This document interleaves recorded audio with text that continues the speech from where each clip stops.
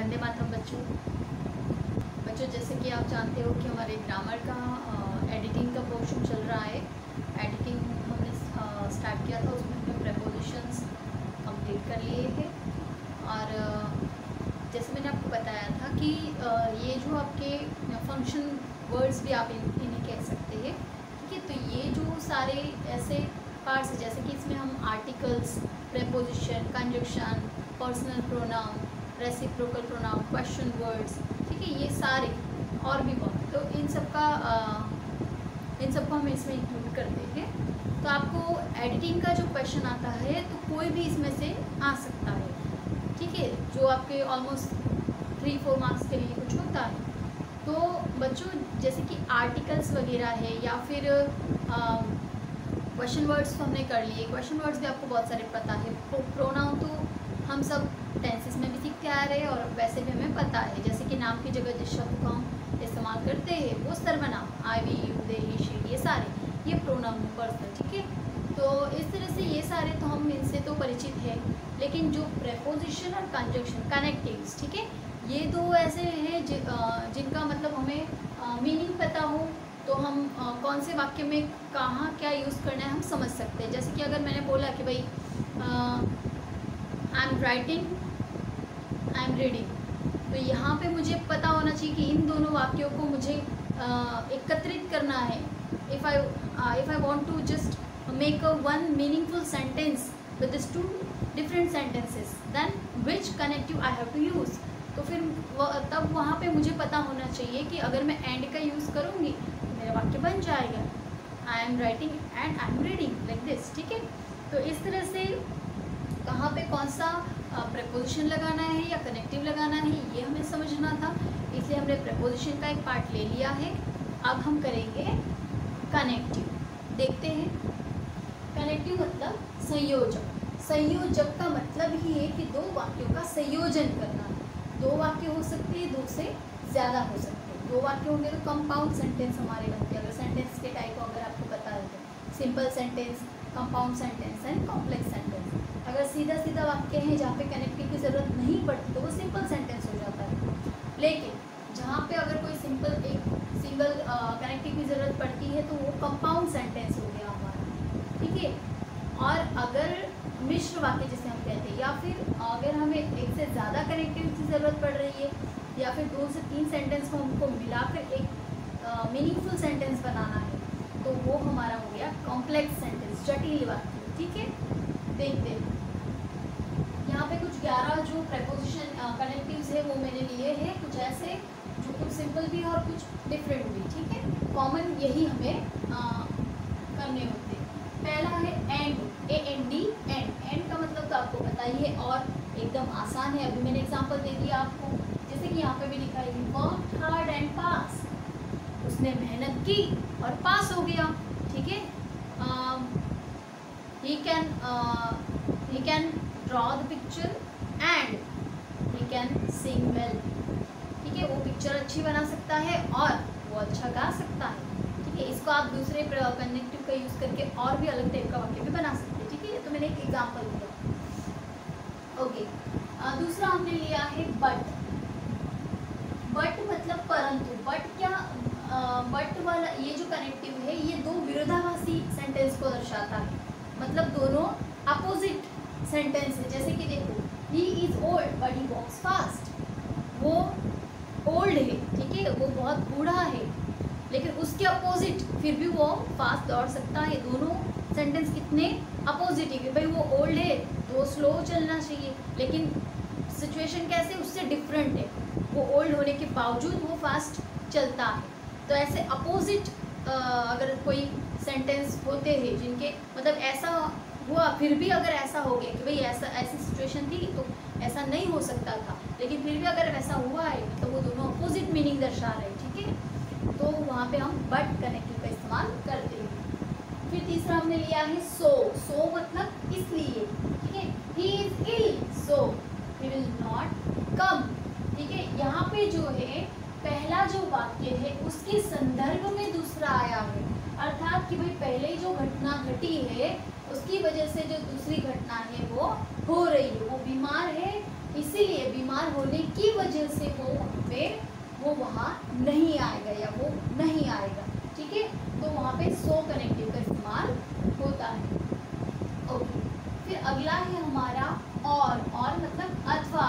इसकी ये या तो ये एक के ऑप्शन में दूसरा होता है ना वो।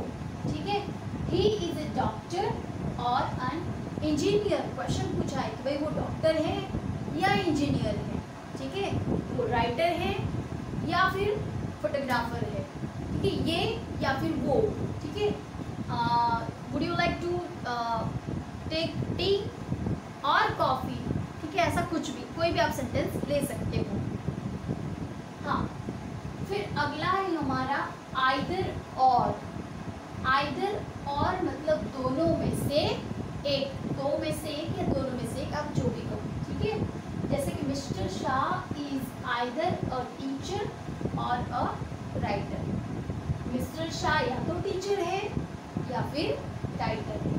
यहाँ पे आइदर और जो है वो सब्जेक्ट और ऑब्जेक्ट को भी इंडिकेट करता है, या फिर कई बार वो वर्ब के लिए भी इंडिकेशन देता है। मतलब कि दोनों जो सब्जेक्ट ऑब्जेक्ट की जगह वर्ब हो, ठीक है, एडजेक्टिव हो, उनके इसमें भी ये आ सकता है। ठीक है, तो जैसे कि हम ले सकते हैं कि भाई आइदर मीना और नीना इज अ टीचर। कि भाई मीना या नीना में से दोनों में से कोई एक टीचर है। ठीक है, तो यहाँ पे डायरेक्ट सब्जेक्ट और ऑब्जेक्ट को भी हमने ले लिया। ठीक है, ओके। फिर वैसे ही ये आइदर और हो गया। फिर वैसे ही नाइदर नॉर। नाइदर नॉर मतलब जैसे कि आइदर और का क्या था कि भाई दोनों में से एक, उसका उल्टा सीधा, उसका डायरेक्ट उल्टा करेंगे। नाइदर और मतलब दोनों में से एक भी नहीं, ना ये ना वो। जैसे कि हमने यहाँ पे सेंटेंस लिया, I shall have neither tea nor coffee. मैं ना तो टी लूंगी ना तो कॉफी लूंगी। दोनों मतलब दोनों कंडीशंस हमें अस्वीकार्य है, तो ऐसे सिचुएशंस में हम नाइदर नॉर का इस्तेमाल करते हैं। अगर हमें एक कंडीशन, हम दो कंडीशन में से किसी को एक को सिलेक्ट करते हैं तो आइदर और, भाई मैं या तो दिल्ली जाऊंगा या तो फिर मैं मुंबई जाऊंगा। ठीक है, आई गो आइदर दिल्ली और मुंबई या फिर बॉम्बे, जो भी आप कहो। ठीक है, I go neither to Delhi nor to Bombay. ऐसा मतलब दोनों जगह नहीं जाना है, तो ऐसा हम बोल सकते हैं। ठीक है, ओके। फिर अगला है हमारा बिकॉज। बिकॉज मतलब क्योंकि, कारण दर्शक। ठीक है, जो हम हमेशा किसी न किसी चीज़ का कारण देते रहते। कुछ हो गया क्योंकि ऐसा था, भाई आप क्लास क्यों अटेंड नहीं किए, क्योंकि नेट प्रॉब्लम थी, आपने होमवर्क क्यों नहीं दिया, डाटा ओवर हो गया था। ठीक है, ऐसे कोई ना कोई कारण हमारे पास, मतलब जो भी घटना घटती है उसका रीज़न हमारे पास होता है। ठीक है, तो रीज़न देने के लिए हम किसका इस्तेमाल करते हैं, बिकॉज। ठीक है, I was late in the school because I get up late. मैं लेट हो गया था क्योंकि मैं लेट उठा था। ठीक है, ऐसा कारण दर्शक वाक्य दर्शाने के लिए इसका यूज़ करते हैं। जैसे कि यहाँ पे वाक्य लिखा है मैंने, he cannot walk fast because he is fat। भाई एक घटना दी है, क्या घटना है कि भाई वो फास्ट नहीं चल सकता। क्यों? क्योंकि उसका कारण क्या है, उसके फास्ट न चलने की जो घटना, उसके फास्ट न चलने की जो वजह बात है। ठीक है, उसकी वजह क्या है, उसका कारण क्या है, क्योंकि वो फैट है। ठीक है, उसके फैट होने की वजह से वो फास्ट नहीं चल सकता।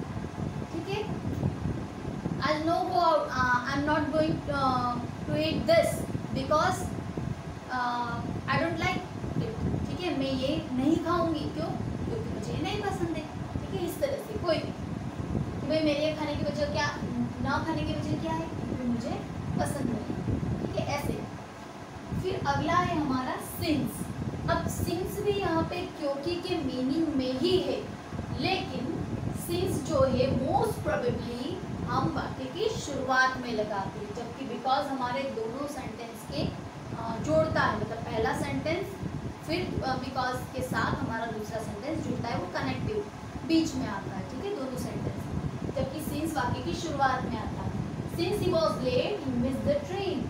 वो क्योंकि वो लेट हो गया था, उसने ट्रेन मिस कर दी। ठीक है, उसका मीनिंग सेम है लेकिन वो वाक्य की शुरुआत में आता है।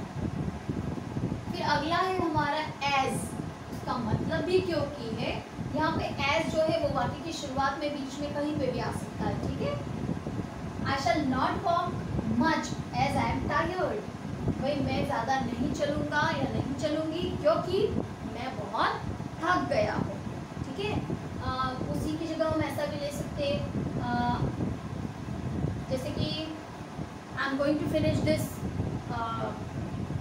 Lecture as my time is over, कि भाई मैं ये लेक्चर फिनिश करने जा रही हूँ क्योंकि मेरा टाइम ओवर हो गया। ऐसा भी कोई एग्जाम्पल ले सकते हैं, अभी फिनिश नहीं हो रहा है, आप ऐसा मत समझिए एग्जाम्पल ऐसे, ठीक है। ऐसे बहुत सारे एग्जाम्पल हम ले सकते हैं। फिर है हमारा बिफोर। बिफोर तो इससे भी आप परिचित हो, बिफोर मतलब पहले, ठीक है, कि भाई ये घटना हुई उससे पहले वो हो चुका था, ठीक है। ऐसा हम करेंगे, उससे पहले हमें ऐसा करना है। जैसे कि यहाँ पर एग्जाम्पल लिया, I shall finish this work before you come, भाई मैं ये काम फिनिश कर दूंगी जब तुम्हारे आने से पहले, बिफोर यू कम, ठीक है।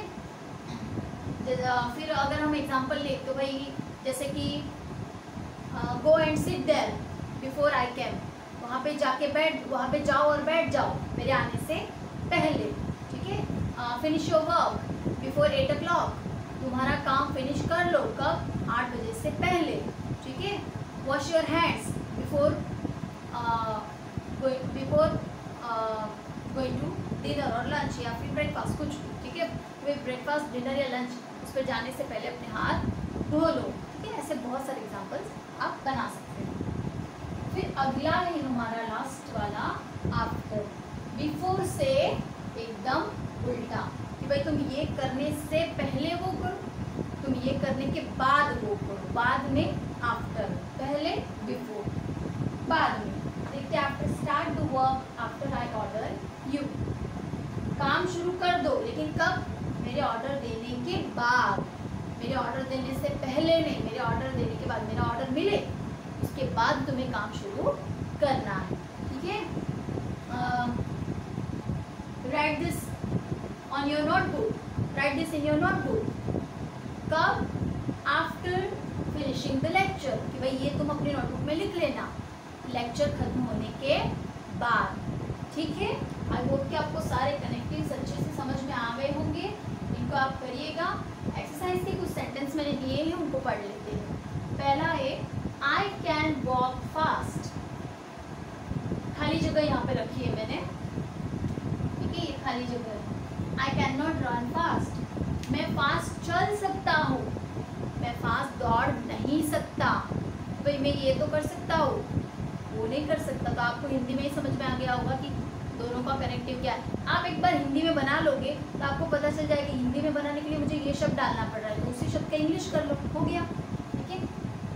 आई लाइक पानी पूरी ओनली, मुझे सिर्फ पानी पूरी पसंद है। आई लाइक खाली जगह रसगुल्ला, खाली जगह गुलाब जामुन, मुझे पानी पूरी पसंद है, सिर्फ, ओनली दिया है मतलब मुझे सिर्फ पानी पूरी पसंद है, मुझे रसगुल्ला और गुलाब जामुन। तो क्या हुआ, हिंदी में आपको पता चल गया ना, भाई सिर्फ पानी पूरी पसंद है मतलब ये दोनों पसंद है कि नहीं पसंद है, आप समझ के करिए। फिर आपको पता चल गया। और दो खाली जगह है, तो यहाँ पे कौन से ऐसे शब्द है जिनके लिए दो खाली जगहों की जरूरत पड़ रही है, यहाँ पे भी ये खाली जगह है, हाँ याद रखना, मतलब उनके बीच में कोई शब्द आते हैं जैसे कि ये, ठीक है। तो आपको बोल लिखना है। फिर तीसरा है डू नॉट गो, खाली जगह आई कम, जाना नहीं, मैं आ रही हूँ, या मैं आऊँ, ठीक है। जब तक मैं ना आऊँ तो जाना नहीं लिखते। फिर अगला ही कैन वॉक फास्ट, खाली जगह ही इज यंग, वो फास्ट चल सकता है, वो यंग है। तो आपको पता चल गया कि भाई क्या है, वो फास्ट चल सकता है, इसका कारण क्या है, वो यंग है, तो आपको पता होना चाहिए क्या लगाना। पांचवा, the bus was crowded, crowd मतलब भीड़ होना, भाई बस में बहुत भीड़ थी, खाली जगह I could not get into it, could not get into it मतलब मैं चढ़ नहीं पाया या बैठ नहीं पाया, बस में इतनी भीड़ थी कि मैं अंदर नहीं बैठ पाया था, ठीक है। तो ये 5 जो सेंटेंस दिए हैं ये आपको करने हैं। और इनको भी अच्छे से पढ़िएगा। ये एक बार कवर रिवाइज करिएगा तो ये करेंगे तो एकदम आसानी से आपको आ जाएंगे। इसका हिंदी ट्रांसलेशन करिए अगर आपको कहीं पे दिक्कत हो रही है तो, और हिंदी ट्रांसलेशन करने के बाद आपको ऑटोमेटिकली कोई शब्द लेकिन, किंतु, परंतु, और या जो भी हो, ठीक है, ये या तो ये भी नहीं, वो भी नहीं, ऐसे सारे शब्द मिलेंगे तो उन्हीं को आपको इंग्लिश करना है। वही आपके कनेक्टिव्स है, ठीक है। ओके, ये हमारे कनेक्टिव्स कंप्लीट हो गए हैं। अगले लेक्चर में अगला पार्ट शुरू करेंगे। कनेक्टिव्स कंप्लीट है, दूसरा पार्ट शुरू करेंगे। तब तक Vande Mataram. Stay happy, stay healthy, stay good.